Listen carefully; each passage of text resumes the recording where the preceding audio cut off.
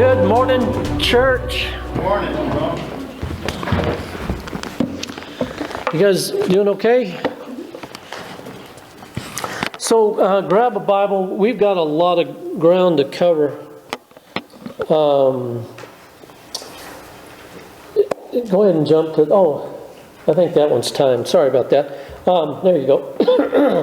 Grab a Bible and open up to Daniel chapter 7. We're going to be jumping into some, in my opinion, and this, I acknowledge it's purely my opinion, but it's some of the coolest stuff in the entire Bible. And so we're gonna jump over there and drill down into that in a few minutes. We've been talking about the Trinity or the Godhead or whatever terminology you want to use. We've established, or at least attempted to establish, that God is one, like Andrew is one person, and yet Andrew has, I started to say multiple personalities, but that's not probably a good way to do that. But you know, we understand, and it's a common thing for all of us in the human condition, for there to be a conversation going on inside, and one voice in there is focused on the here and the now and instant gratification. We were in Shields yesterday, and there's a section of Shields that I, being the athlete that I am, what in the world are you guys laughing at?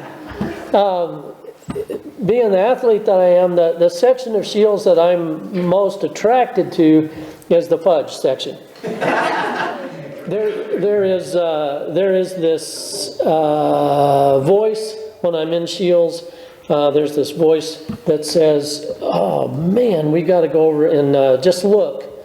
You just look in, in that fudge section just for a minute, just to look." And then there's this other voice that says, it's probably better, long term if you don't do that. And then there's another voice in there that winds up making the decision between the two. So we've already done that.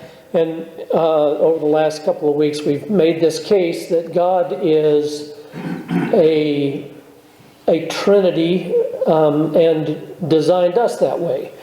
And I'm one of those folks, and I've made this statement a few times, and it's gotten me in some trouble. But I'm going to stick to my guns, and then when we get to heaven, if I'm wrong, then you guys, you can come say, you were wrong.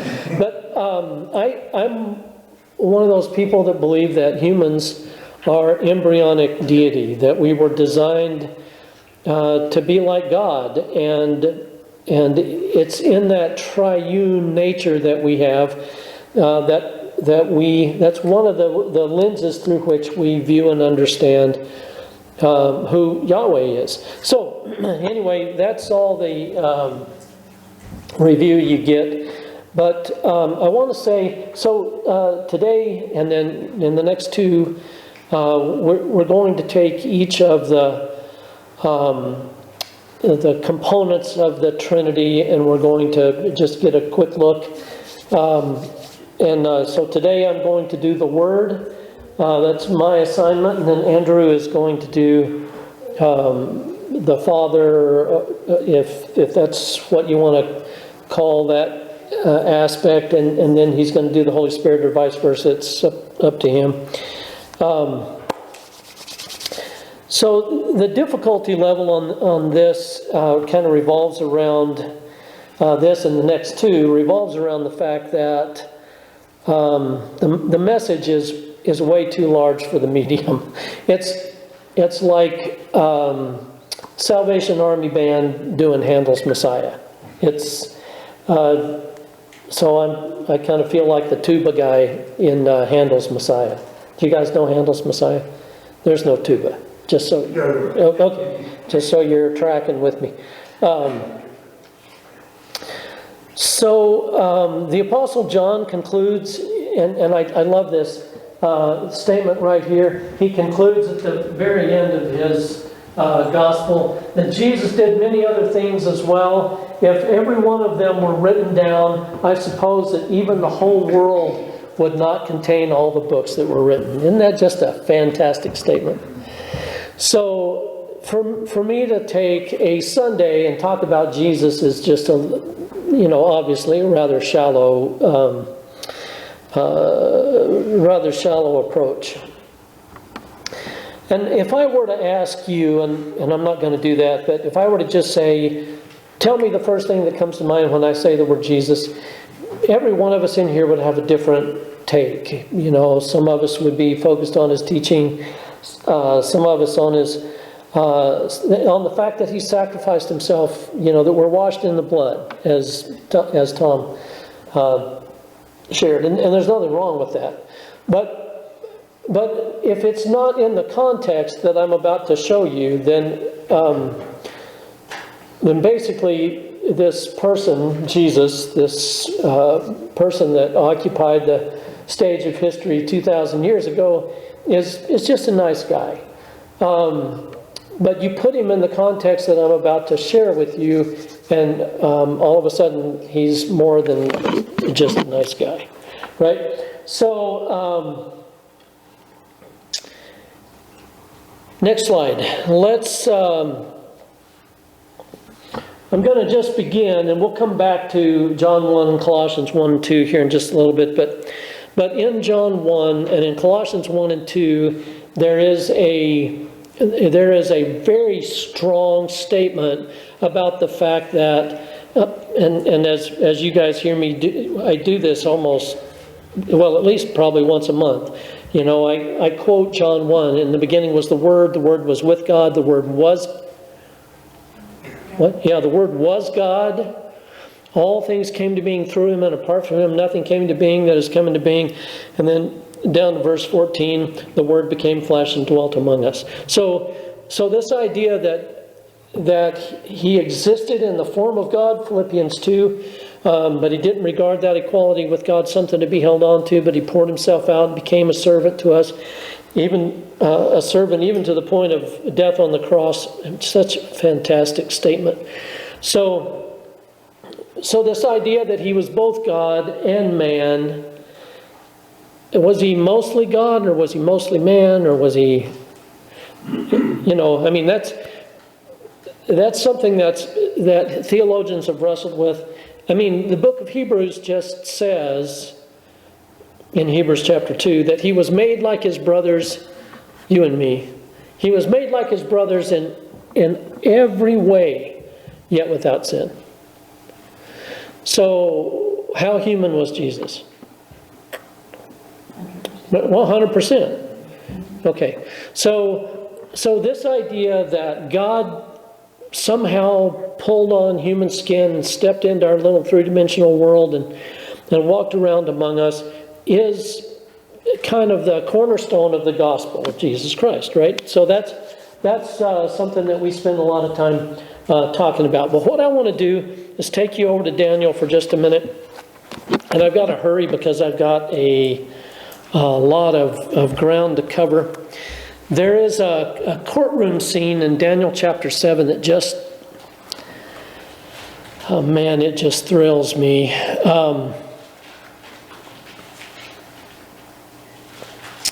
So in Daniel 7, and without going and doing this correctly, which would be for us to kind of start at the first of Daniel and look at these four nations that the book of Daniel is concerned about. And the four nations are the Assyrians, the Babylonians, the Medo-Persians, and the Greeks. Did I do that right? I didn't do that right. Not the Assyrians. The Babylonians, the Medo-Persians. Forget the Assyrians. They're not in the mix. The Babylonians, the Medo-Persian alliance, and the Grecian Empire, and then the Roman Empire, right? So the book of Daniel spends a lot of time focusing on these four, and what they have in common is that they were all world-dominating forces on the world stage, and they all had a habit of just crushing God's people, mercilessly pounding on God's people, okay? So, I don't have time to do this justice, but I do want to point out some things in this that will bless you when you get to the Gospels. So, verse 9, as I looked, thrones were set in place. He's been talking about these four beasts that, and again, you guys take the time to go back and read Daniel chapter 7. I'm just going to point you to a couple of things that you need to pay attention to. So they've got these monstrous beasts that are coming up out of the water, and Daniel describes them in the verses ahead of verse 9. But in 9, as I looked, thrones were set in place, and the Ancient of Days took his seat. Who do you suppose that is? All right. So this is going to look to you like the final judgment. This is not the final judgment. This is a judgment, but it's not the final judgment. So as I looked, thrones were set in place, and the Ancient of Days took his seat. His clothing was as white as snow. The hair of his head was white like wool. His throne was flaming with fire, and its what? And its wheels. His throne's got wheels. How cool is that? I could tell you what I think that is, but I don't have time to do it. So his throne was flaming with fire, and its wheels were all ablaze. A river of fire, just imagine this in your head. A river of fire was flowing, coming out of from before him. Thousands upon, looks like almost the passage that Tom read this morning. Thousands upon thousands attended him. 10,000 times 10,000 stood before him. Who is this? Well, it's Yahweh, right? The court was seated, and then the crescendo, the books were opened.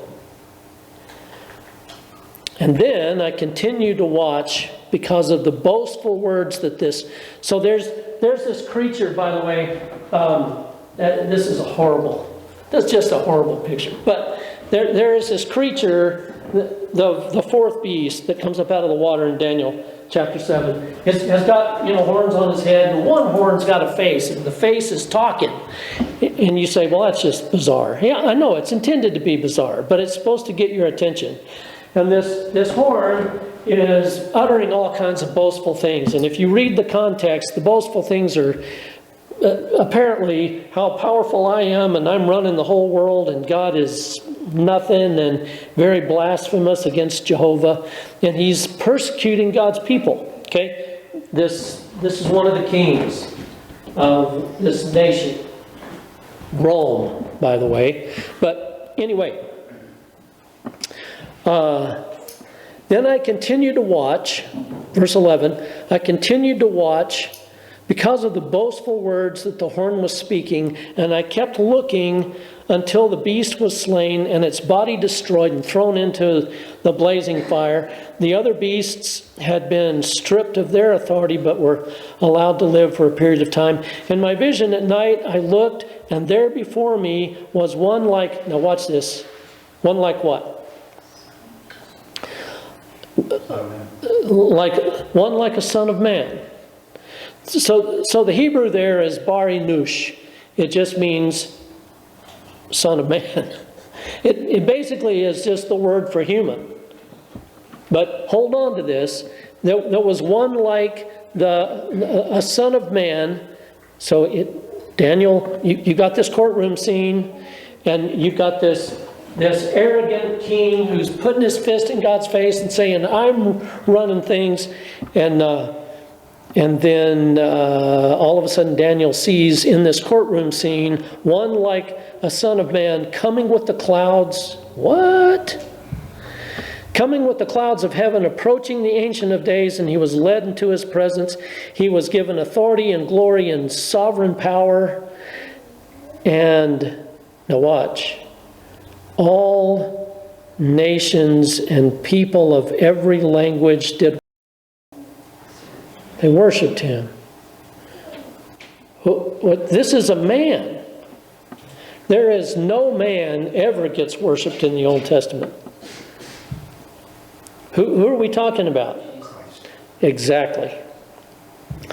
Exactly. All nations and people of every language worshipped him. His dominion is an everlasting dominion that will not pass away, and his kingdom is one that will never be destroyed. And if you skip down to verse 18, but the holy people of the Most High will receive the kingdom and will possess it forever. Yes, forever and ever. So this representative man receives the kingdom, and then he lets you and me have it. Okay? There's just so much here, but skip down to verse 25. Nope, let's skip down to verse 26. So this is kind of an explanation of this whole dream, this vision. But the court will sit, and his power, this arrogant king's power, will be taken away and completely destroyed forever. Then the sovereignty, power, and greatness of all the kingdoms under heaven will be handed over to the holy people. What? To the holy people. To you and me. Of the Most High. Now watch this though. Watch the shift. Who's it handed over to? The holy people. His kingdom. What? Is it the holy people's kingdom, or is it the Son of Man's kingdom? Yes. Yes. So what's the point? The point is that in the Old Testament, the idea that God is going to become flesh and walk among us is not foreign to the minds of the Bible students or the Old Testament students in Jesus' day.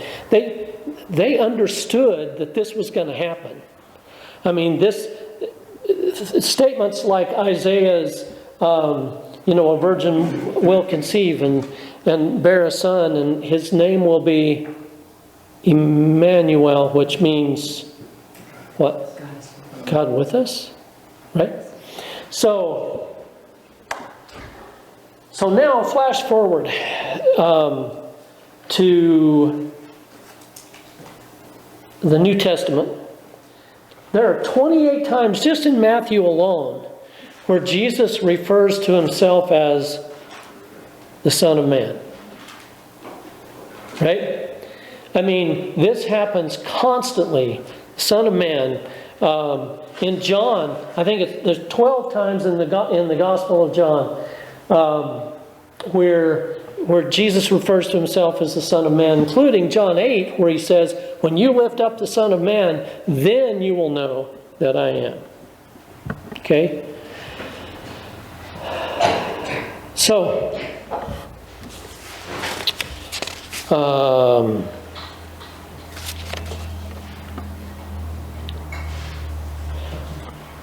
I'm not going to take the time to read it, but you guys jump over to Acts chapter 7. Do you guys remember what happens? The big event that happens in Acts chapter 7. It's the first martyr of the Christian era, right? And who was that person? Stephen. That's exactly right. So there was this group of people that kind of rose up in opposition to Stephen, who was one of the first, I think we would call them deacons in the church. They rose up in opposition to Stephen, and they finally concocted a bunch of false testimony and dragged him before the Sanhedrin. And then Stephen, who's asked to give an account, preaches a powerful sermon about the history of Israel in Daniel chapter 7. And as he kind of reaches that crescendo in that sermon, there is this, I mean, these people are getting so mad, it says that they gnashed their teeth at him. What does that mean? Huh? Tom said, I'm not sure. Have you ever had anybody so mad that they were going, oh, like that? Yeah. Well, I mean, these people have their teeth clenched and they're so furious. And and here was Stephen's response. At the end of his sermon, he says, hey, look, I see the Son of Man. I see heavens opened and the Son of Man coming with the clouds. And they know who he's talking about, right? He's talking about Jesus. I mean, Jesus has been calling himself the Son of Man for 3.5 years, and it culminates with Stephen sticking in the face of the Sanhedrin this idea that Jesus is the Son of Man, and he is in the process of receiving his kingdom. And, I mean, they understood. They understood what Stephen was doing, and they got up and they drug him outside the city and they stoned him.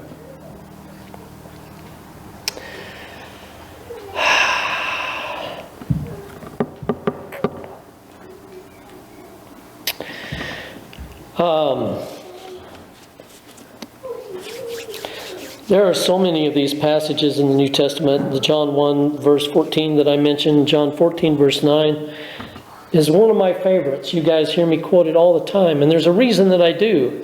I quote it all the time because there is a key component that I believe most Christianity, I don't have any statistics, but I think that Christianity as a whole has missed, and that is that God looks like Jesus. And Jesus makes this statement to his disciples gathered around him in John chapter 4, when they're saying, hey, if you'd show us the Father, that'd be enough. And Jesus says, what? If you've seen me, right, you've seen the Father. So, Colossians 1 verse 15, he is the invisible, he is the image of the invisible. I put Trinity here because I think it works. He is the image of the invisible God. Or Colossians 2:9, for in Christ all the fullness of the Trinity. It actually says Godhead in your Bible, probably if you're reading NIV.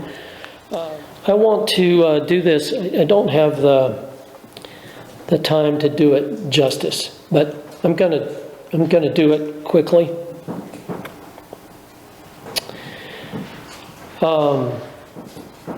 Jesus came to show us who.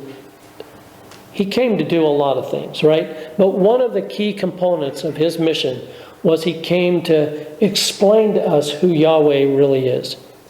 Right? Do you guys agree with me on that? So when you see the values that Jesus had, you see the things that God values.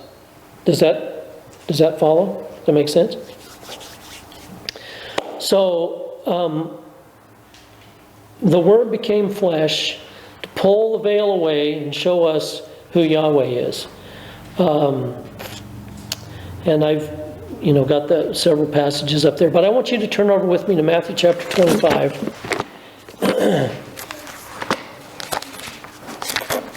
This is kind of the practical aspect of all of this.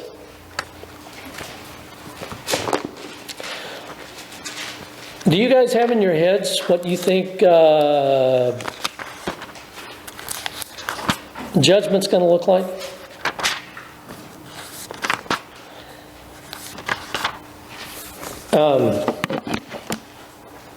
Yeah. And he's going to finally call Dan's name, and Dan's going to step up to the microphone in the courtroom. And God's going to say, Dan, what about, we've got this idea. I don't know what your idea looks like, but Do you know that we only, to my knowledge, now if I'm miss this, then somebody correct me, but to my knowledge, the only place that we actually have a vision of what judgment's going to look like is in Matthew chapter 25. So, Matthew 25, Jesus says that in the judgment, all of the nations are going to be gathered before him, and he's going to sit on his glorious throne, and the nations are going to be gathered, and he's going to separate them like a shepherd separates the sheep from the goats. And he's going to put the sheep on one side and the goats on the other side, and he's going to say to the sheep folks, he's going to say, welcome, here's your kingdom, here's your inheritance. And the reason that you get this inheritance is because you worshipped correctly without an instrument, and you understood marriage, divorce, and remarriage to the point that you could teach it to somebody who didn't understand it. And what? You guys are laughing. Now see, this is the only picture that we have of judgment. And I want you to look, and I want you to seriously look at what the values are that we're going to be judged against. And it's not whether we understood worship, or whether we attended church every Sunday, or whether we gave a lot of money, or whether... None of that's here. None of it. Chapter 25, verse 31. When the Son of Man comes in his glory and all the angels with him, he will sit on his glorious throne, and all the nations will be gathered before him, and he will separate the people one from another as a shepherd separates the sheep from the goats, and he will put the sheep on his right and the goats on his left. And then the king will say to those on his right, "Come, you who are blessed by my Father. Take your inheritance, for the kingdom prepared for you." The same thing that Daniel was talking about, right? The kingdom prepared for you since the creation of the world. For I was, what? Hungry. And you gave me something to eat. I was thirsty, and you gave me something to drink. I was a stranger, and you invited me in. I needed clothes, and you clothed me. I was sick, and you looked after me. I was in prison, and you came to visit me. And then the righteous will say, "Well, Lord, when did we see you hungry and feed you, or thirsty, etc.?" And he will say, verse 39, verse 40. Then the king will reply, "Truly I tell you, whenever you did for one of the," what? "The least. Whatever you did for one of the least of these brothers and sisters of mine, you did for me." So here's the thing, and I could do this all day long. When it's all said and done, he's going to say to those on the right, "Welcome, because you were focused on the little people." Right? I mean, James will echo this, right? Won't he? "Pure religion and undefiled is this, that you keep yourself pure and unspotted from the world, and you take care of the people who can't take care of themselves." Right? The marginalized, the disenfranchised. I know those are all political words, but I'm going to get political here for a minute, or anti-political. And I know it sounds, one of the things that we often have kind of railed against is what we call the social gospel, where Christianity just becomes a, handing money out and that kind of thing. And we, in a kind of a negative way, that's referred to as a social gospel. I don't care what you want to call it. The values that God shows us through Jesus Christ is He's primarily concerned with how we treat the people around us who are marginalized and poor, and so that's Yahweh's values. That ragged-looking fella standing at the intersection of Eglin and East North. And it'll be a different one today than was there yesterday, but you know who I'm talking about. And I know the argument is, well, if you give them money, it just furthers the problem. I'm not interested in arguing about the problem. I'm interested in us stop the arguing and look at that guy and see him as one of the image bearers and realize he matters to God. Now, I don't know that we know what is to the problem of homelessness and the problem of vagrancy and all of that. I don't know what those answers are, but I do know this. That guy standing there with the sign in his hand, he matters to Yahweh. Next slide. You know the frightened girl considering abortion? You can make this a political thing if you want to. Put your bumper stickers on your truck, but if you peel past all of the political layers, I'm here to tell you that girl is not an issue. She's a person who matters to Yahweh. The divorcee, like this, I had a conversation a couple of days ago that brought me back to this. That divorcee, like the zillions that I've seen in my almost 40 years of ministry, that the church has just ostracized. I don't care whether you understand marriage, divorce, and remarriage or not. I don't care how eloquent you can preach a sermon on the topic. I'm interested in, do you ever notice that divorcee as a human being made in God's image and realize that that person matters to Yahweh?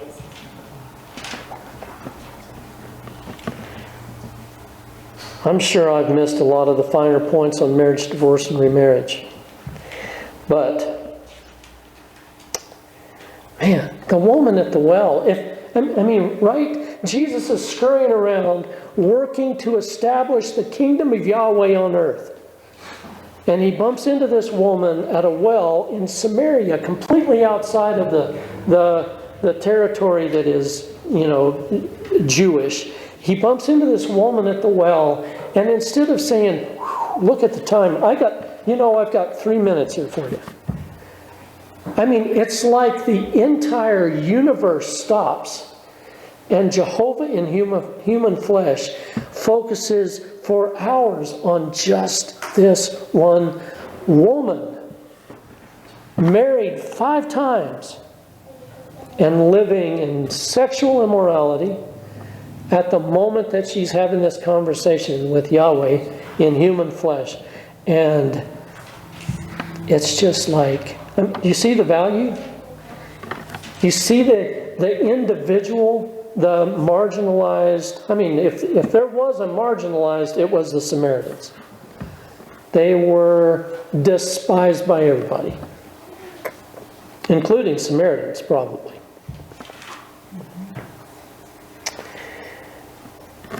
Man, I got a whole bunch more of these, which I just don't have time to develop. Those immigrants that landed in Martha's Vineyard. Guys, I don't know what the answer is to immigration. I just know that those immigrants that just landed in Martha's Vineyard, and everybody's riled up about the whole thing. And I know that those people matter. Evaporate all the politics. Those people have a name that Yahweh knows, and they matter to Him. And those are Yahweh's values. And I didn't make that up. In fact, if it had been up to me, if God had just called me on the phone yesterday and said, hey, I want you to just present some stuff about what matters to me, I certainly wouldn't have done Matthew chapter 25. I mean, I would have gone on and on about, all the intellectual stuff. I'm here to tell you, Jesus came to show us who Yahweh is, who the Trinity is. He came and he said, here's what the real values are. People. The marginalized, the folks on the periphery. That little kid, I'll never forget him at Bible camp one year, who wasn't dressed in the coolest jeans and didn't have the latest hairdo and just sitting at that table by himself. And nobody, this is a Bible camp, for God's sake.